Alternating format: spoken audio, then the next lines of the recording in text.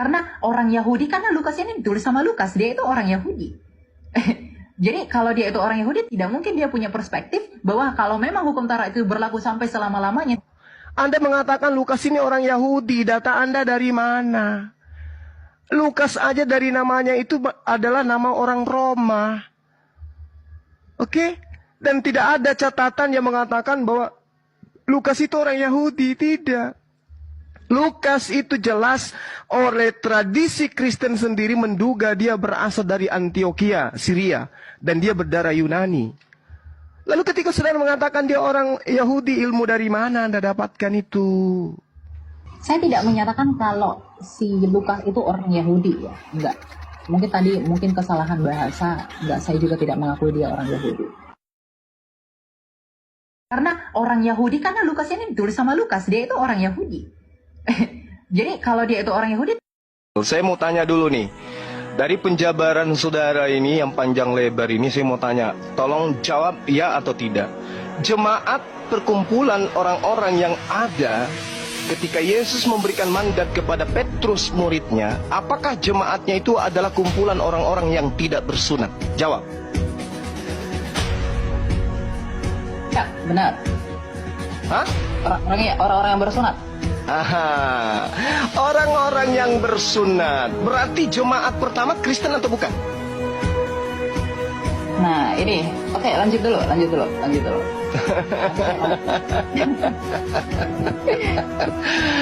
Saudara harus memahami bahwasanya Kristen itu di dalam pandangan Paulus sendiri adalah kumpulan orang-orang yang hidup secara kafir.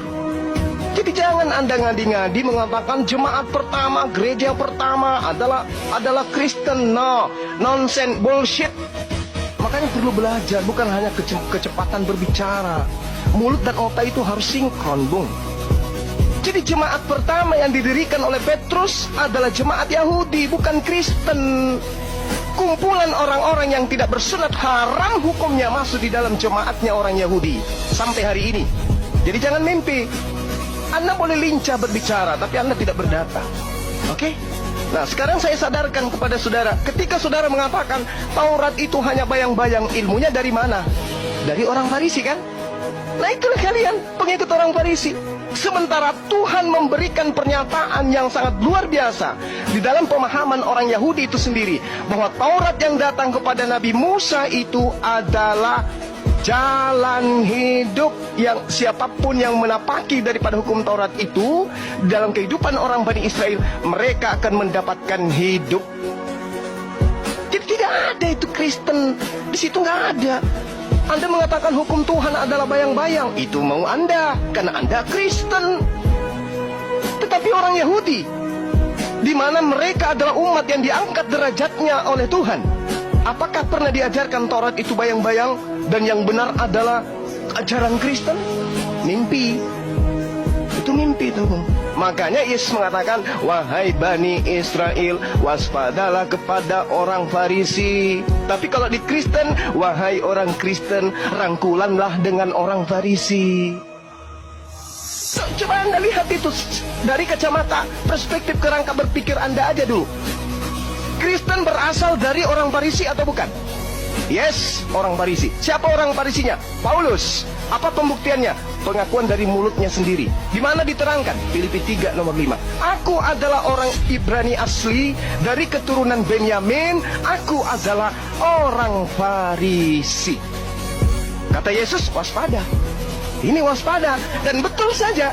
Sekali lagi saya katakan, kalau Anda cerdas, Anda orang terpelajar, satu-satunya pemain tunggal yang mendirikan agama, mendirikan sekte di luar daripada agama Yahudi yang dianut oleh Yesus, hanya Paulus. Sekte apa itu? Kristen. Orang Yahudi menyebutnya Nasrani. Itu diterangkan dalam Kisah Para Rasul 24 nomor 5. Jadi tolong teman-teman Kristen mulai hari ini, Anda imani dan percayai bahwa jemaat pertama adalah Kristen, itu buyar. Tinggalkan itu adalah pembodohan. Jemaat pertama yang didirikan oleh Petrus adalah kumpulan ahli-ahli Taurat. Mereka adalah orang-orang yang bersunat. Mereka yang ketika masuk ke bait suci bukan duduk di bangku, tetapi mereka berdiri untuk sujud di hadapan Tuhannya mereka. Sebelum masuk ke rumah ibadah mereka cuci kaki, cuci tangan, membasuh wajah dan seterusnya. Mereka wudhu. Sementara Kristen itu beda. Jadi jangan pernah mimpi jemaat mula-mula yang didirikan di atas batu karang itu adalah Kristen. Itu pembodohan. Catat itu. Jemaat yang didirikan Petrus adalah kumpulan orang-orang yang bersunat. Mereka adalah praktisi Torah. Ya, catat. Sehingga ketika Anda mengatakan kami adalah Kristen awal mula dari muridnya Yesus, itu bohong.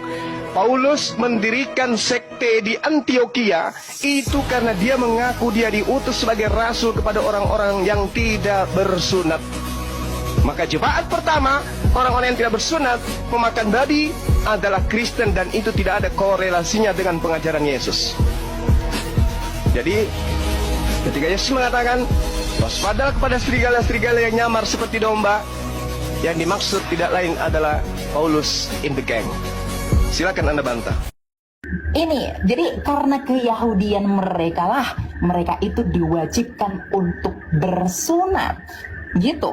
Jadi orang yang di luar Yahudi, non-Yahudi, tetapi Injil juga diberikan kepada mereka. Karena Yesus menyatakan bahwa Injil itu harus diberitakan kepada seluruh dunia, ya maka itu tidak berlaku, gitu. Karena karunia keselamatan itu diberikan bagi semua orang, gitu.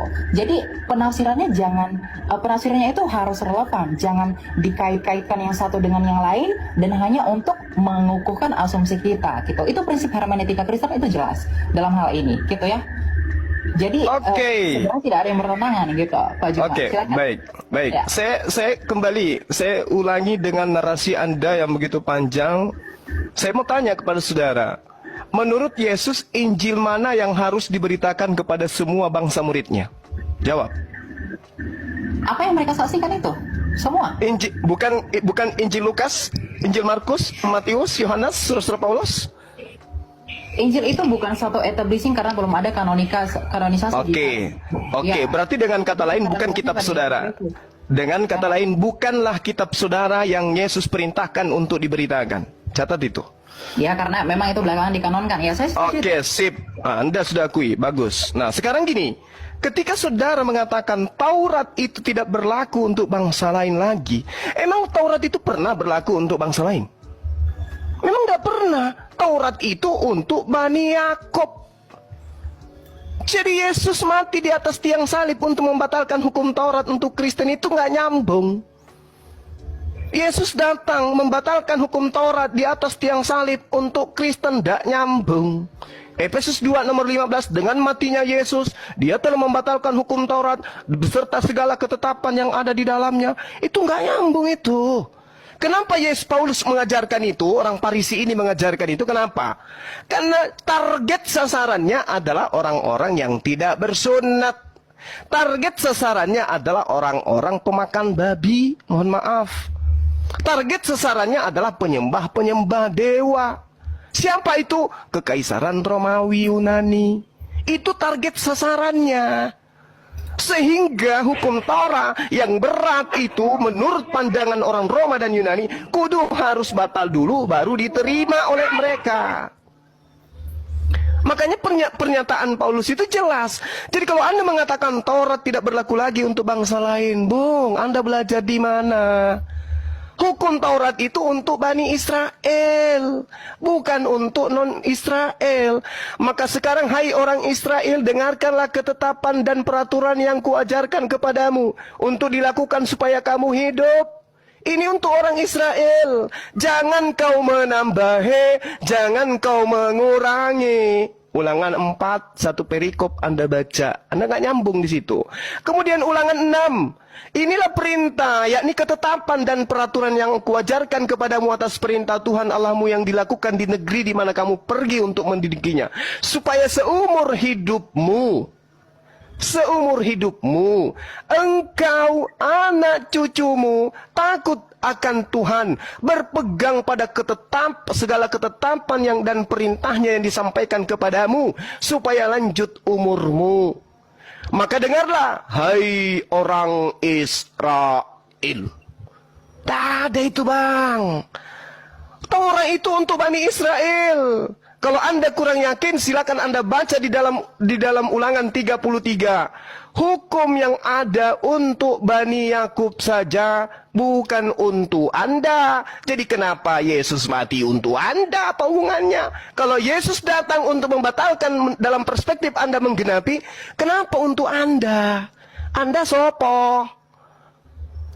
Di dalam di Ulangan 33 dijelaskan, Musa telah memerintahkan hukum Taurat kepada kita, satu milik bagi jemaah Bani Yakub.